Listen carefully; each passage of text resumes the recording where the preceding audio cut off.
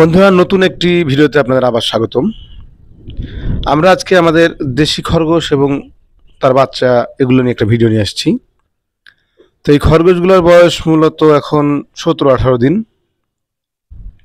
এই বাচ্চাগুলো এখন মায়ের দুধ খায়, সেই সাথে অল্প অল্প ঘাসও খাওয়া ধরছে। তো এখন বাচ্চাগুলো মোটামুটি সুস্থ আছে। আমাদের এই মা খরগোশটার বয়স এখন সর্বসাকুল্যে 9 মাস। এটা আমাদের খামারের প্রথম জোড়ার মেয়ে খরগোশ। এটা প্রথমবার বাচ্চা দিয়েছিল 6টা, তারপরের বার দিয়েছিল 6টা, এবার দিয়েছে 4টা।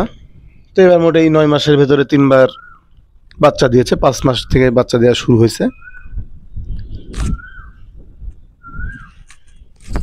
তো এই যে দেখছেন আমাদের খরগোশের বাচ্চাটা 18 দিনের বয়স। এই 4টা বাচ্চার মধ্যে একটা এটা। তো এরা 8-10 দিন বয়সে চোখ ফুটেছে। তারপরে এরা মায়ের সাথে খেলা করে, ছোটাছুটি করে। এদের কাঠের ঘরে রাখা হয়। এখন দুপুরবেলা হওয়ার কারণে খরগোশ এখন কোনো খাবার খাচ্ছে না, শুয়ে শুয়ে রেস্ট নিচ্ছে। তো এই খাঁচাতে আমরা খরগোশ রাখি না, আমাদের খরগোশ রাখা হয় কাঠের ঘরে। এখন জাস্ট এই ভিডিওটা দেওয়ার জন্য আমরা উপরে নিয়ে আসছি এই খরগোশগুলা। তো দেশি খরগোশের সবচেয়ে সুবিধা হচ্ছে যে এরা রোগ ব্যাধি কম হয়, এদের রোগ প্রতিরোধ ক্ষমতা ভালো। কিন্তু সবচেয়ে বড় অসুবিধা হচ্ছে বাচ্চার দাম। আপনারা যদি বিদেশি খরগোশ পালন করেন, তো সেক্ষেত্রে দেখা যাচ্ছে যে বাচ্চা বিক্রি করলে 4,000, 6,000, 8,000 এরকম টাকা জোড়ায় বাচ্চা বেচতে পারেন। তো একটা খরগোশ মোটামুটি আপনি ঘাস কিংবা মাঠ থেকে কিছু কেনা ঘাস, কলমি শাক, তারপরে গম, ভুসি এগুলো দিলে এক জোড়া খরগোশ অ্যাভারেজ মাসে প্রায় 300 থেকে 400 টাকার খাবার খেয়ে ফেলে। তো এই ক্ষেত্রে দেখা যায় যে 2 মাসে খরগোশ খাবার খায় ওরকম মোটামুটি 600 টাকার, আর বাচ্চা 4টা-6টা যায় বেচতে গেলে জোড়া 300 টাকা দাম পাওয়া যায়, 300-400 এরকম দাম পাওয়া যায়। তো এই ক্ষেত্রে আপনি যদি বাণিজ্যিকভাবে লাভজনক খরগোশ পালন করতে চান, তাহলে দেশি খরগোশে আপনার লাভ হবে না। হয়তো বা বাড়িতে পালন করলেন, বাচ্চাগুলা কিংবা দেখতে একটু ভালো লাগলো, বাচ্চাগুলোর খেলা করলো, এইটাই। কিন্তু এগুলো বেচে যে আপনি কমার্শিয়ালভাবে বাণিজ্যিকভাবে লাভবান হবেন, সেরকম কোনো সুযোগ মনে হয় নাই। দেশি খরগোশ পুষে আপনি বাণিজ্যিকভাবে লাভ তেমন করতে পারবেন না। আর দেশি খরগোশ আসলে আমাদের দেশে মাংস খাওয়ার প্রচলন ওইভাবে নাই, যার ফলে এই দেশি খরগোশ কিংবা খরগোশের একটা প্রচলিত বাজার নাই যে আপনি চাইলে ইচ্ছা করলে বাজারে নিয়ে গেলেন, অনেকে কেনার জন্য আপনার কাছে চলে আসলো। বিষয়টা এরকম না।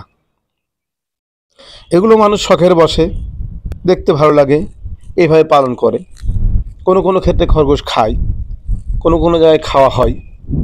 তো আমাদের ধর্ম মতে, ইসলাম ধর্ম মতে খরগোশ খাওয়া হালাল। এখন আপনার রুচি হইল না, দেখতে মায়া লাগলো, খেলেন না, সেটা হচ্ছে ভিন্ন জিনিস। কিন্তু কোথাও উল্লেখ নাই যে খরগোশ খাওয়া যাবে না। খরগোশ খাওয়া যাবে। তো তারপরও খরগোশ প্রচলিতভাবে এইভাবে খায় না মানুষ। ঢাকায় কিছু রেস্টুরেন্টে বিদেশের জন্য খরগোশ বিক্রি হয়, সেখানে একটা মার্কেট প্লেস আছে। আপনারা সেই মার্কেট প্লেসে বেচতে পারলে কিছুটা দাম পাবেন। খরগোশ পালনের জন্য আপনি এরকম খাঁচা ব্যবহার করতে পারেন, তবে এই খাঁচাটা অনেক ছোট খাঁচা। এখানে আমাদের বাচ্চা হওয়ার পর আমরা শুধু বাচ্চা রাখার জন্য খাঁচা, এতটুকু সাইজের খাঁচা ব্যবহার করি। এটা মূলত পাখির খাঁচা। তো এই খাঁচাতে ছোট বাচ্চা আপনি 3-4টা রাখতে পারেন। আর বড় খরগোশ এখানে রাখলেও সে পর্যাপ্ত স্পেস পাবে না। বড় খরগোশ রাখার জন্য ঘরের সাইজ আপনার 18 ইঞ্চি বাই 24 ইঞ্চি, আর হাইটে 18 ইঞ্চি হলে ভালো হয়। এতে একটা খরগোশ এখানে ইজিলি মুভমেন্ট করতে পারে।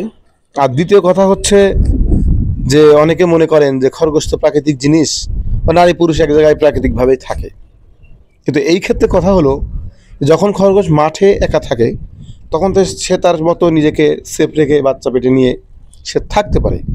কিন্তু যখন একই খাঁচার ভেতরে রাখেন তখন পুরুষ খরগোশটার আয়ত্তের ভেতরে থাকে সে, তাকে একসাথে রাখলে আপনার খরগোশের বাচ্চাগুলো মারা যাবে, বাচ্চাগুলো ঠিকমতো হবে না, বাচ্চা হওয়ার পরেও মারামারি করে ওগুলো নষ্ট করে ফেলবে।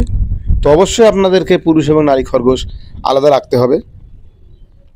খরগোশ আপনি যখন মিট করাবেন, মিট করার পরেই মোটামুটি 3-4 দিন, একদিন মিট করলে হয়, কেউ 3-4 ঘন্টাও করে। আর আপনার কনফার্ম মিটের জন্য আপনি 2-3 দিন রাখলেন, রাখার পরে নারী খরগোশটা পুরুষ খরগোশকে আলাদা করে দিলেন, মোটামুটি 30 দিন পরে খরগোশ বাচ্চা দিয়ে দেবে।